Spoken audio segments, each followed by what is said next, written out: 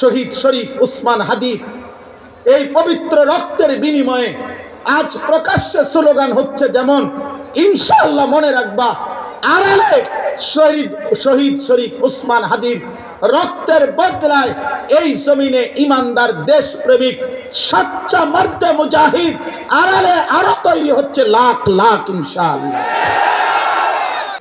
এই জন্য আমি অনুরোধ করি ভাই আমার, বন্ধু আমার, আজ আমাদের মেজাজ বদলানো দরকার। আজ স্রোতের মোকাবেলায় দাঁড়াইলে হবে না, স্রোতের মোকাবেলায় পাল্টা স্রোত তৈরি করতে হবে।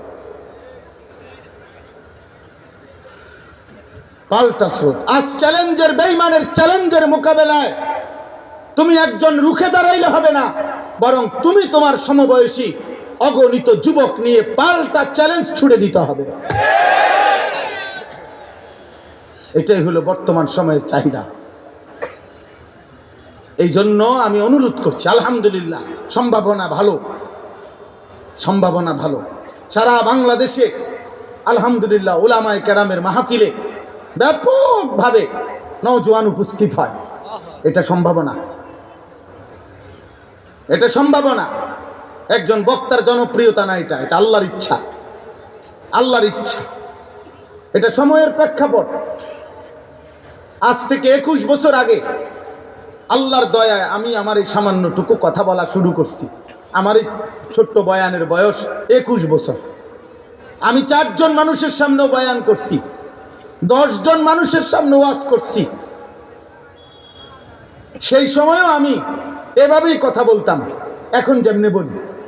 নতুন কোন সুর, কসম খোদা, কারো কোনো বাংলাদেশে কোনো সুর, কোনো স্টাইল, কোনো নতুন কোটি, কোনো নতুন রুমাল, কোনো নতুন লেটেস্ট কোনো মডেল, হ্যাঁ এখন ঠ্যাঙ্গালগি দিয়া হাঁটি অথবা পাঞ্জাবি উল্টাইয়া ফিন্দি, এমন কিছু না, এমন কিছু না।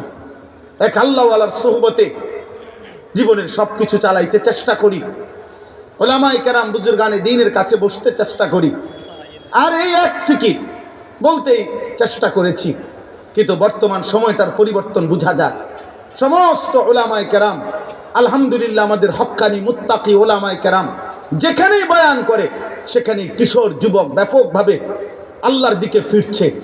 আমি গতকালকেও বলছি, ছেলেরা মনে রাখবা, শহীদ শরীফ উসমান হাদির এই পবিত্র রক্তের বিনিময়ে আজ প্রকাশ্যে স্লোগান হচ্ছে, যেমন ইনশাআল্লাহ মনে রাখবা, আড়ালে শহীদ শরীফ উসমান হাদির রক্তের বদলায় এই জমিনে ইমানদার দেশপ্রেমিক সচ্চা মর্দে মুজাহিদ আড়ালে আরো তৈরি হচ্ছে লাখ লাখ ইনশাআল্লাহ।